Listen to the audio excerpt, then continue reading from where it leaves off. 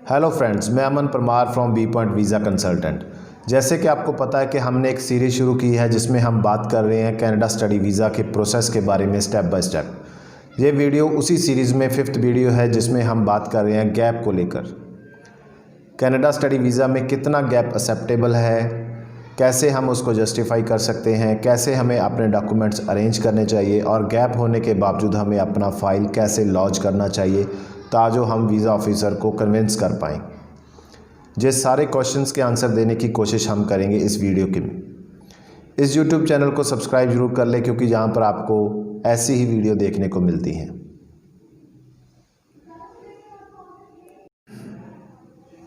सबसे पहले हम बात करेंगे कितना गैप एक्सेप्टेबल है कनाडा स्टडी वीज़ा के प्रोसेस में।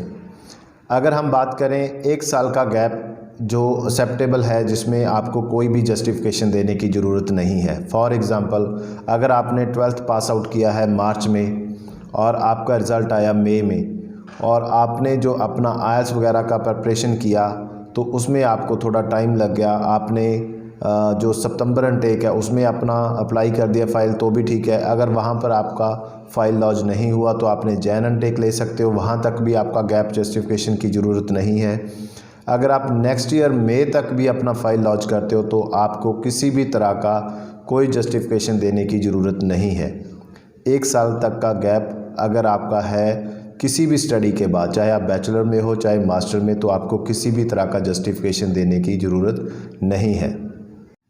अगर आपका गैप है जो 1 साल से ज़्यादा है, 2 साल का है, 1.5 साल का है, 3 साल का है, तो आपको अपने जस्टिफिकेशन देना पड़ेगा जिसमें आपको उसके रिलेटेड जो भी डॉक्यूमेंट्स आप अरेंज कर सकते हो, क्रिएट कर सकते हो, वो करने पड़ेंगे। फॉर एग्ज़ाम्पल, अगर आपने 12th पास आउट किया और आपका 2 साल का गैप है तो मैं आपको रिकमेंड करूँगा कि +2 के बाद आफ्टर 12th आपको ज़्यादा कोशिश करनी चाहिए कि आप उस गैप के दौरान किसी ट्रेनिंग के डॉक्यूमेंट्स आप लगाइए ताजो वीज़ा ऑफिसर को हम अच्छे से कन्विंस कर पाएँ। अगर आप वहाँ पर एक्सपीरियंस सर्टिफिकेट लगाते हो तो वहाँ पर आपको थोड़ा प्रॉब्लम आ सकता है। अगर आप बैचलर के बाद या मास्टर डिग्री के बाद 2 या 3 साल का गैप कवर करना चाहते हो तो आप जॉब का एक्सपीरियंस लेटर भी आप लगा सकते हो, जहाँ जो भी आपने बिजनेस किया या जो भी एक्टिविटी आपने गैप के दौरान किया उसके रिलेटेड जो भी डॉक्यूमेंट्स है आप वहाँ पर लगा सकते हो। बात करेंगे कि गैप को कैसे जस्टिफाई किया जा सकता है। गैप को जस्टिफाई करने के 3 मेन जो सोर्सेस हैं जिससे हम गैप को जस्टिफाई कर सकते हैं। पहला सोर्स है हमारा एजुकेशन। अगर गैप के दौरान आपने कोई ट्रेनिंग या एजुकेशन या कोई डिप्लोमा किया है तो हम उसके डॉक्यूमेंट्स लगा सकते हैं। सेकंड जो सोर्स है वो है जॉब। जहाँ अगर आपने उस गैप के दौरान कोई जॉब किया है तो आप जॉब के रिलेटेड जो डॉक्यूमेंट वहाँ पर लगा सकते हो। थर्ड जो सोर्स है वो है बिजनेस। जैसे बहुत सारे बच्चे गांव से आते हैं, एग्रीकल्चर बेस्ड उनके पेरेंट्स काम करते हैं, जहाँ उनका कोई शॉप है, जहाँ उनका कोई फैक्ट्री है, तो वो बच्चा उस अपने बिजनेस के रिलेटेड उसने कैसे वहाँ पर हेल्प किया, क्या उसकी जॉब रिस्पॉन्सिबिलिटी थी, वैसे डॉक्यूमेंट्स वो उस गैप को जस्टिफाई करने में लगा सकता है। पहले हम बात करेंगे एजुकेशन। अगर आपने अपना गैप जस्टिफिकेशन के लिए जो डॉक्यूमेंट्स लगाने हैं वो एजुकेशन रिलेटेड हैं तो आपने कोशिश करनी है कि वही डॉक्यूमेंट्स आप लगाएं जो एजुकेशन आपने कंप्लीट किया हो। फॉर एग्ज़ाम्पल, आपने अगर बैचलर में एडमिशन ले लिया और बैचलर आपका कंप्लीट नहीं हुआ तो वो जो डॉक्यूमेंट्स हैं वो आपके गैप को जस्टिफिकेशन नहीं दे पाएंगे। अगर आपका कोई भी एजुकेशन कंप्लीट हो चुका है वही डॉक्यूमेंट आपके उस गैप को फिल कर पाएंगे। सेकंड, हम बात करेंगे जॉब को लेकर। अगर आपने गैप के दौरान कोई जॉब किया है, जैसे अगर किसी भी कंपनी में आप जॉब करते हो तो आपको वहाँ से जो डॉक्यूमेंट्स लाने हैं वो अपॉइंटमेंट लेटर के बाद experience letter, salary slip, bank statement, आपके ITR।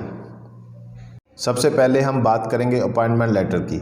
जब आपने अपनी फर्म से या अपनी कंपनी से अपॉइंटमेंट लेटर लेना है तो उसमें आपने ध्यान रखना है कि वहाँ पर आपका जो डेजिग्नेशन है वो लिखा होना चाहिए, ज्वाइनिंग डेट आपका वहाँ पर मेंशन होना चाहिए, उसमें आपका सैलरी मेंशन होना चाहिए कि कितनी सैलरी पर आपने ज्वाइन किया है, उस कंपनी के रूल एंड रेगुलेशंस उस अपॉइंटमेंट लेटर में लिखे होने चाहिए। उस कंपनी का एड्रेस उसके लेटर हेड पे होना चाहिए, ईमेल, वेबसाइट, फ़ोन नंबर, जिससे अगर कोई वेरिफिकेशन आती है तो वो आसानी से हो सके। ये सारी चीज़ें आपने ध्यान रखना कि आपके अपॉइंटमेंट लेटर में हो। इसके बाद जो मेन डॉक्यूमेंट है वो एक्सपीरियंस लेटर। एक्सपीरियंस लेटर में आपका जो जॉब एंड रिस्पॉन्सिबिलिटीज़ हैं वो प्रॉपर तरीके से मेंशन की होनी चाहिए, जिससे आपका जो जॉब है, जॉब के दौरान आपने क्या क्या कंपनी में किया, क्या आपका ड्यूटी था, वो सब सारी चीज़ें वहाँ पर अच्छे से मेंशन होनी चाहिए। उसके बाद आपका बैंक स्टेटमेंट। अगर आपका सैलरी बैंक के थ्रू बैंक आपको मिलता था तो आपने अपना बैंक स्टेटमेंट लगाना है, जब से आपने जॉब स्टार्ट किया था और जब तक आपने जॉब किया है।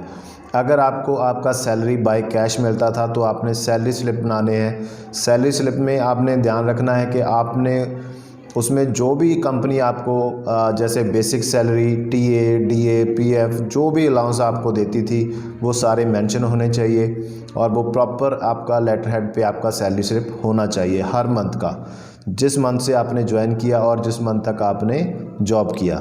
इसके बाद जॉब के दौरान आपने अपना जो आईटीआर है, कितने समय तक फिल किया, कितना आईटीआर पे किया, वो सारी आईटीआर आपको साथ लेके इस फाइल में लगानी है।